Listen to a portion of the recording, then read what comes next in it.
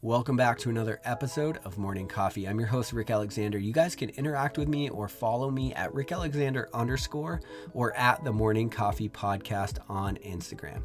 Now, if you're getting a lot from this show, if it's changing your life or even changing the way that you look at your life, it would mean the world to me if you would head to iTunes and give us a 5-star review so that we can continue to climb the charts and get this information to more and more people.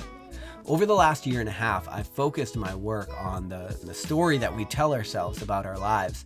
Your entire life is a bit of a story that you're telling yourself. And if you could tell yourself a different story, you could probably change your life quite a bit. And so I did that work for the release of my newest book, which is coming out in early 2020. But getting excited for that release, I actually wanted to go through a lot of the information that I had learned, a lot of my notes, and synthesize it into maxims, which is what we're getting into today. I've got 21 maxims to maximize your life, and what these are is just things that seem to be true about the human experience. And if you could understand how they are true, you could understand how they could change your life. And so if you go to rickalexander.com, what you're going to find is if you click on articles, the maxim of the day is going to be posted, whatever the last maxim was, and it's also going to have journal entries and thought experiments in there so that you can figure out how to apply these things to your own lives. And so a bit of an interactive experience. So throughout the next year, through my speaking, through my book release, and through these maxims, I'm excited to see how this information can really change the world and change your world if you give it an opportunity to.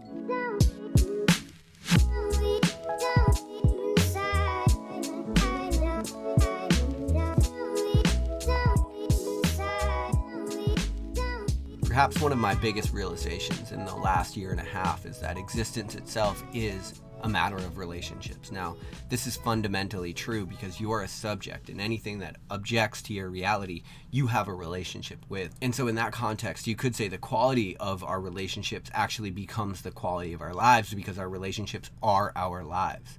And so that's true fundamentally. But as you get into dealing with other people, you realize that relationships, they create a container for you to truly test yourself, for you to truly become the absolute best version of yourself. And one of the things that I realized in my own life is I'll do all of this work. Like, I spent a year totally single, doing tons and tons of work on myself, figuring out what I really wanted, asking myself the deep questions, and not trying to find somebody else to pick up that slack for me or find somebody else to take on my needs for me. And so in that time, I realized I had done all of this work to become a whole person, right? And which is why I don't like the "you complete me" thing. Like, I don't like that as a way of judging success in a relationship, because you shouldn't complete me. I should complete me. I don't need to expect that from you, right? That's what we've been talking about this past week with this idea of expectations. But one of the things I found is, as I found the whole me, I then enter into a relationship with Danielle, and then I put myself in a new arena. And this relationship provides an arena for you to test for you to live up to your highest level of knowledge, so to speak. And so you might think that when you've done all this work on your own, you're in a good position. But if you start to date somebody, what you're going to find is that all of that work is going to be tested over again, and it's going to be extremely hard to step up to. And so from a personal development or an enlightenment space, it's like, one of the things I realized is once you begin to feel like you actually made it, you have tons of work to do, because there is no actual make it. And that was what getting in a relationship first gave me. That was like the very first gift. It's like, no matter how much work you do, how much self-realization you have, it will always be harder to stand on those truths and then to coexist with another human. But as I started to dive into the relationship space, because it sort of coexisted with my own personal development journey, I started to realize that the metrics we use to attribute to success in a relationship are not the metrics that I would consider to be indicative of actual success. But if we don't analyze our success metrics in a relationship, we begin to believe that proximity is a quality that defines a good relationship. And you can tell, because one of the ways that we consider a relationship to be good is if it doesn't end. And so when a relationship does end, we're like, oh, that's so bad, that's so sad, I'm sorry to hear that. The truth is, endings can be beautiful because they create the space for authenticity. They create the space for something new. But as long as we attach a success metric, like something not ending, then we put ourselves in a position where it becomes very hard to ever actually become successful. Now, That's especially true because we live in an impermanent world where everything actually ceases to exist at some point. And so now you've put yourself in a non-winnable game, and you're holding on to what you would consider to be success. And so perhaps that's proximity. So perhaps you think, well, if we're still together, then this is still what winning feels like, right? This is still what success feels like. Now, the problem is that just because y'all are together doesn't actually mean anything, because lots of people are addicted to things that are bad for them. And it's really easy to allow your chaos to become someone else's drug, and they're constantly coming back, and we end up in these cycles where we actually have wound mates. We don't have soulmates at all. We have these wounds from childhood that we're trying to fix, trying to heal in some way, and we're finding other people with similar wounds or with similar characteristics of the people that wounded us in the first place, and so we're trying to work through those things. And this is great because relationships can provide the space for a lot of healing to occur. But the problem is when you are sort of siloed in your own world and you're not coming together in truth with that person, you put yourself in a position where you're together, but not really together. You know, one of the things that I believe is that your outer world is just holding up a mirror to your inner world. You know, which is why you just being the partner that you just want to be with actually does work, right? Like, be the partner that you want to be with, and what you'll find is that actually does improve your relationships. And the reason being is your outer world is always holding up a mirror to your inner world. And so in some sense, you actually just need to be the person you want to be. That's why Gandhi said, be the change that you wish to see in the world. The next thing you know, that'll be the world that you exist in yourself. And this is why being good for someone else is actually good for you.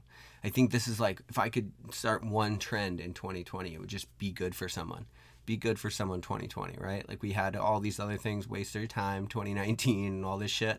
I think it's great. I think it's funny. But at the end of the day, I think we need a serious revamping of the way that we consider success in relationships, because relationships are our entire lives. And so when you add a metric like that's unhelpful, like, for example, permanence as a success metric in something, you find people that are locked into, they've created their own prisons, they've created these own containers that aren't serving them, they're not serving their growth, they're just holding them stagnant, and then they're growing resentful of the world around them. That's why being good for someone else is good for you.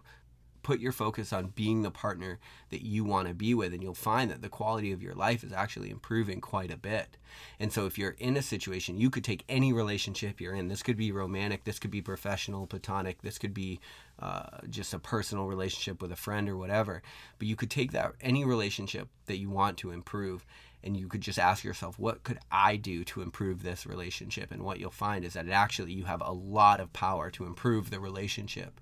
And the reason you do is because your outer world is a reflection of your inner world. And so when you sync up your inner world and you actually become the person you want to be, you don't need someone to complete you. You don't need anybody to do anything for you.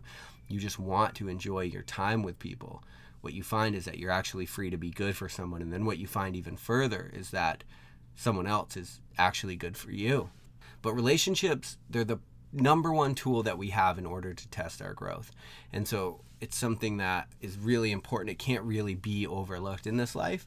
And I would say if you're not in a romantic relationship, then start with your professional relationships, start with your family relationships. Like, you're in relationships with everything in your world constantly. Now ask yourself, what would define success in this relationship?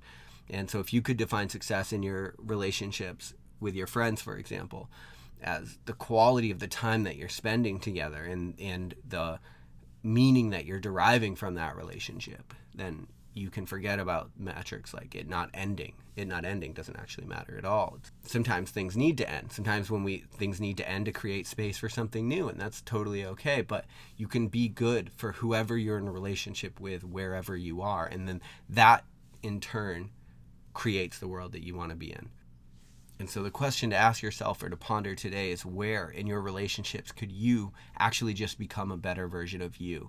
Where could you become a better version of the person that you yourself want to be in a relationship with? Until you try that for a few months, then you really can't say whether or not the relationship that you're in is a success or a failure, because you're not being all that you could be. You're not contributing all that you could contribute to it.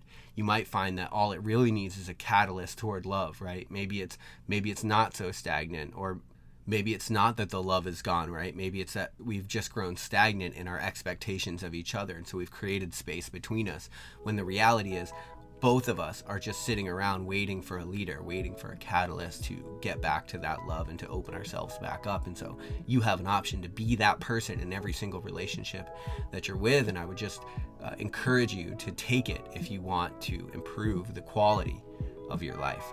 But I love you. I hope you have an amazing day.